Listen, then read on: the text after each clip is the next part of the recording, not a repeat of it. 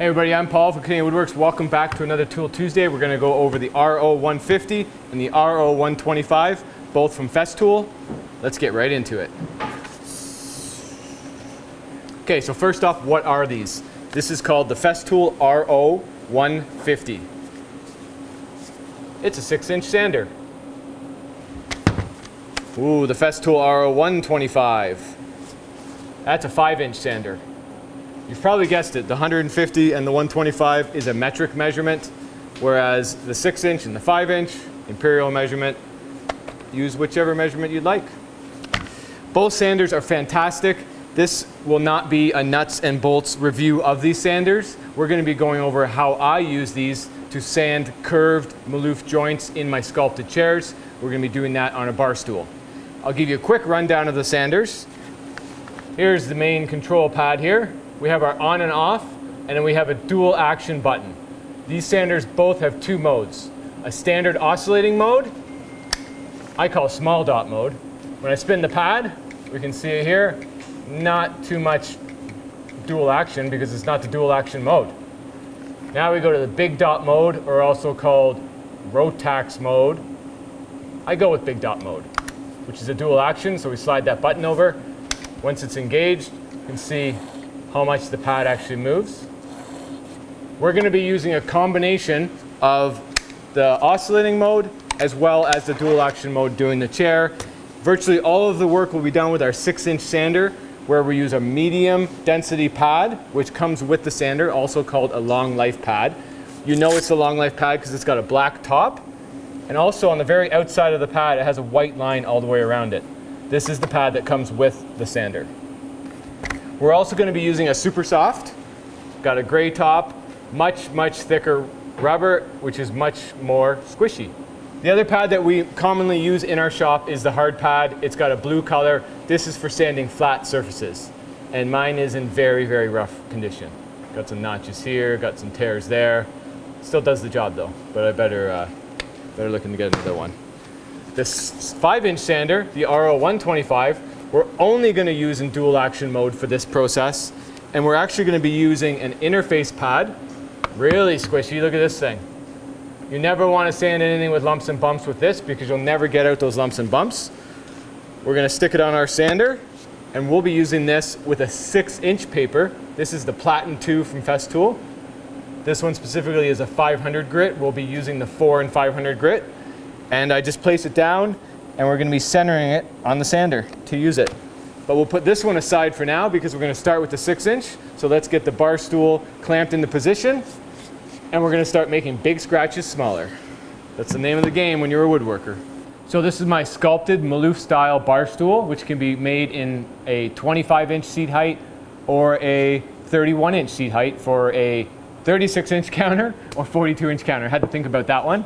And I do offer training courses for these stools where you come to my shop and build the chair. Unfortunately, we had to cancel them all because of COVID, but you can build this stool in your own shop at home. We do offer a downloadable digital template file that you can print yourself, a laser cut plywood file that we'll mail to you, as well as a paper template.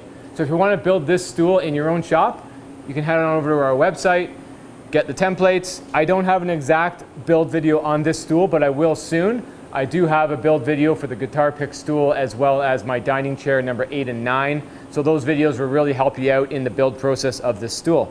So if you're interested in building it, head to our online store. We'll even give you a discount code. There's a discount code below, 15% off, either the digital, the paper, or the laser cut templates. So get some templates, build a stool. For now, let's get back to sanding. So here we go. Bar stool is upside down. I'm working off of a board that is clamped to the workbench. That's just the way I do it. That's the way I saw Sam Maloof do it in his workshop. If you look at pictures, videos of all this stuff, you see a lot of boards. This is our joint. Here it is. The Maloof joint has been fabricated. It's been glued up. It's also already been carved. So this is done with the cut-saw carving wheel as well as the cut-saw rotary burr. And we've got it, 90% of the way. But that last 10%, super important. We're going to first go at it with a 6-inch sander, going through the grits of 150, 220, 320, 400, and then switch over to the 5-inch sander, again with 400 and 500 grit. starting with the medium pad on the 6-inch sander, switching to the super soft pad with the 220 grit and up. And let's just do it. I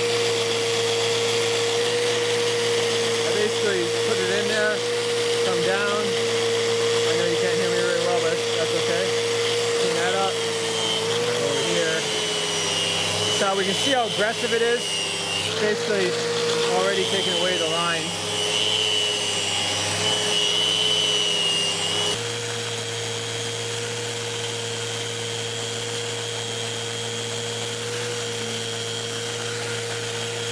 All right, so we're past the first stage using the Rotex mode, typically between 3 and 6 on the speed, and we're laying down the water, folks. We're popping that grain because we want to see our handiwork.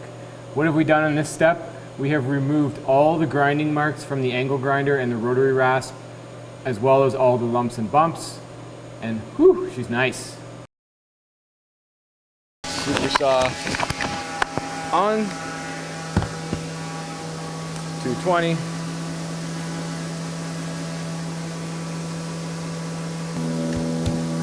And small dot mode. So we got the 220 paper on there, the super soft pad, and now we're switching to the oscillate mode.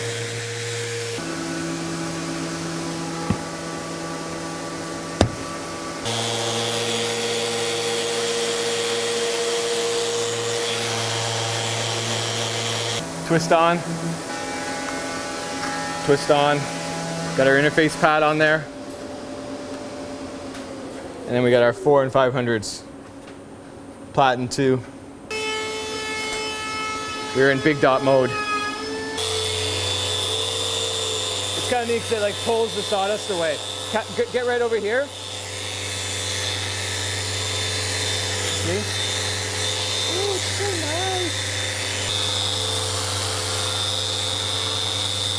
nice. So that's it. We're through 150, 220, 320, 400, and 500. With the majority of the time, over 50% spent in the Rotex mode at 150 grit. So let's enjoy the spoils, see how tight our joinery is. All right, thanks for tuning in for another Tool Tuesday, although you can be watching it on any day. And we still appreciate you, 2 thumbs up. This is just a quick rundown of how I sand a sculpted joint. We will have a full video discussing sanding Maloof style furniture coming soon, so stay tuned for that. If you haven't already subscribed, subscribe. Got any questions about this process, these tools, anything like that? I don't have much else to answer, so I might not be able to answer your questions because they're sanders. As you see, they make big scratches smaller. They do a fantastic job. The dust collection is unreal. There's virtually no vibration, so your hands aren't like this at the end of the day. And you saw I wasn't actually wearing a mask, and there was literally zero dust floating in the air. Super, super important. So I love these sanders. I've used them for many, many years. It's not like I just got it last week and I'm showing you guys this tool. All I did when I started my woodworking journey was make Maloof style furniture, and it was like hours and hours and hours of sanding, mostly because I wasn't very good at it at the time, so I didn't really know what I was doing. Now I'm quicker at it, but there's still hours and hours and hours of sanding. But for this type of furniture especially, as well as the tabletops, you should take joy in the sanding process because you're taking those big scratches, you're making them smaller, and you're showing off the wood's true potential, especially when you're sanding up to 4 and 500 grit. I really love it. Smooth as a baby's bottom. As always, make it a great one.